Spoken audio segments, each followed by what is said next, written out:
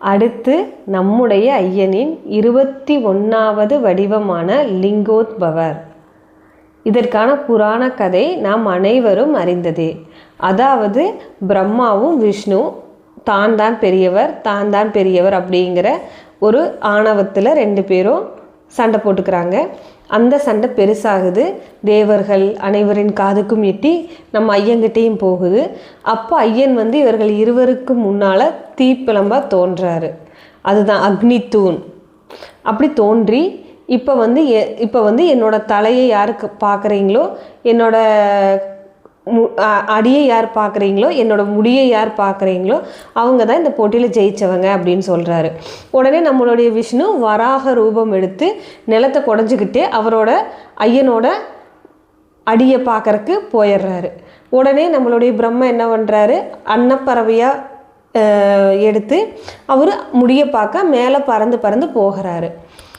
விஷ்ணுவும் வராக ரூபம் எடுத்து கீழே போகிறாரு. ஆனால் போக போக ஐயனுடைய அந்த உருவம், அந்த லிங்கோத்பவர் அவர் வளர்ந்துக்கிட்டே போகிறாரு. அவர்னால பார்க்க முடியல, தோல்வியை ஒத்துக்கிறாரு. ஆனால் பிரம்மா விடலை, அவர் பறந்து போகிறாரு. அப்போ ஒரு தாளம்பூ ஐயனோட தலையிலிருந்து கீழே வருது. அப்போ கேட்குறாரு, ஐயனோட தலை எங்கன்னா, அது ரொம்ப தூரத்தில் இருக்குதுங்கவும். அப்போ எனக்காக நீ பொய் சொல்கிறியாங்கிறாரு. அது ஃபஸ்ட்டு மறுக்குது தாளம்பூ. அப்புறம் ஓகே அப்படின்னு சரி அப்படின்னு சொல்லிட்டு சொல்லுது, சாட்சிக்கு கூப்பிடுறாரு. அப்போ நம்மளோட ஐயனுக்கு ஒரு கடுங்கோபம். அவரோட கோபத்தை பற்றி தான் எல்லாருக்கும் தெரியுமே. கடுங்கோபம் வந்துடுது. உடனே சபிச்சிட்றாரு. நம்மளுடைய பிரம்மாவை சபிச்சுட்டு, இனி உங்களுக்கு இந்த பூமியில் உங்களுக்குன்னு தனியான சிறப்பான கோவில்களே கிடையாது அப்படின்றாரு. தாளம்பூவை எந்த கோவிலையும் பூஜை புனஸ்காரத்துக்கு வைக்கக்கூடாது அப்படின்றாரு. இப்போ விஷ்ணு தன்னுடைய தோல்வியை ஒத்துக்கிட்டு அவர் ஐயனை அடைஞ்சங்காட்டி, எனக்கு எந்த அளவுக்கு ஒரு புகழ் இருக்கோ, எனக்காக எந்த அளவுக்கு ஆலயங்கள் இருக்கோ, மக்கள் எந்த அளவுக்கு என்னை போற்றி கொண்டாடுறாங்களோ அதே அளவுக்கு உங்களுக்கும் மரியாதை எல்லாம் கிடைக்கும் அப்படின்னு வரம் அருள்றாரு. அந்த ஒரு வடிவம்தான் லிங்கோத்பவர். அவர் தான் லிங்கோத்பவர். அவங்களுக்கு காட்சி அளித்தவர் தான் நம்ம லிங்கோத்பவர். இப்போ லிங்கோத்பவருக்கான தனி கோவில்கள் அப்படிங்கிறத விட ஒவ்வொரு கோவில்லையும் இவருக்கான சிலைகள் இருக்குதுங்க. அது எப்படின்னு பார்த்தீங்கன்னா, பல்லவர் காலத்துக்கு முந்தின காலம் வரைக்கும் கருவறை இருக்குது. சிவன் கோயிலில் சிவாலயத்தின் கருவறை இருக்குதுன்னா அதற்கு பின்னால் மேற்கு பார்த்த மாதிரி ஃபஸ்ட்டு பார்த்திங்கன்னா ரொம்ப பழமை வாய்ந்த கோயில்களில் அர்த்தநாரீஸ்வரர் அவங்களோட சிற்பம் தான் இருக்கும். அதாவது கருவறைக்கு பின்னால் சைடு, அதாவது ஜஸ்ட் ஆப்போசிட் பேக் சைடில் பார்த்திங்கன்னா மேற்கு திசை நோக்கி இருக்கும். ஆனால் பல்லவர் காலத்துக்கு அப்புறம் என்ன பண்ணாங்கன்னா, லிங்கோத்பவரை பிரதிஷ்டை செய்ய ஆரம்பிச்சிட்டாங்க.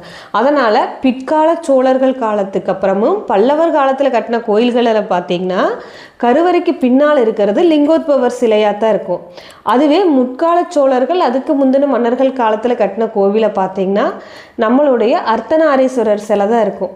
இதை நானே பார்த்துருக்குறேங்க. இங்கே எங்கள் ஊர் கரூர், ஃபஸ்ட்டு இருந்த கரூரில் சிவாலயம், அதாவது பசுபதீஸ்வரர் ஆலயம், மிக சிறப்பான ஆலயம். அது எனக்கு ரொம்ப என் மனசுக்கு ஒன்றிய ஒரு ஆலயம். அங்கே அர்த்தநாரீஸ்வரர் தான் இருக்கிறாரு. அதுவே இன்னொரு கோவிலில் பார்த்துருக்குறேன். நம்ம தஞ்சை கோவிலெல்லாம் பார்த்திங்கன்னா பின்னால் யார் இருக்கிறாங்கன்னு பார்த்தீங்கன்னா லிங்கோத்பவர் இருக்கிறாரு. அதனால் ஒரு கோவில்லையும் ஒரு மாதிரி அமைப்பு இருக்குது. அப்புறம் இந்த லிங்கோத்பவர் சிலையில் பார்த்திங்கன்னா அதற்கு மேலே அன்னப்பறவை குறிச்சிருக்குது, கீழே பார்த்திங்கன்னா வராகமும் குறிச்சிருக்குது.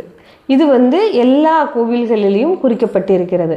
அப்புறம் சிவராத்திரியில் பார்த்திங்கன்னா சாமத்தில், நள்ளிரவு 11:30 மணியிலிருந்து 1 மணி வரைக்கான காலம் சிவராத்திரி காலத்தில் லிங்கோத்பவருக்கான பூஜைகள் புனஸ்காரங்கள் நடக்கப்படுகிறது. அதாவது இந்த நிகழ்வு நடந்தது சிவராத்திரி அன்னைக்கு அப்படின்னு சொல்கிறாங்க. இன்னொரு விஷயம் சொல்கிறாங்க, லிங்கோத்பவர் இந்த ஜோதி பிளம்பாக நின்னது தான் நம்ம திருவண்ணாமலையில் ஜோதி ஏற்றுறாங்க பார்த்தீங்களா, அந்த ஒரு நிகழ்வு அப்படின்னும் ஒரு சில புராணங்களில் ஒரு சில இதில் சொல்கிறாங்க. திருவண்ணாமலை அருணாசலேஸ்வரர் ஆலயம் இந்த லிங்கோத்பவருக்கான சிறப்பான ஆலயமாக இருக்குது. அங்கே தான் நம்மளுடைய ஐயன் கார்த்திகை திருநாளில் ஜோதி வடிவமாக நம்மளுக்கு காட்சி அளிக்கிறார். திருமேயச்சூர் லலிதாம்பிகை கோயிலையும் லிங்கோத்பவருக்கான சிறப்பான சன்னதிகள் இருக்கின்றது. திருமெய்யம் பிள்ளையார்பட்டி குடவரை கோயிலும் லிங்கோத்பவருக்கான சிறப்பான ஆலயமாக போற்றப்படுகிறது. காஞ்சி கைலாசநாதர் கோவில் பெரும்பாலான சிவாலயங்களில் கருவறைக்கு பின்புறம் மேற்கு சுவரில் லிங்கோத்பவரை பிரதிஷ்டை செஞ்சுருக்கிறாங்க.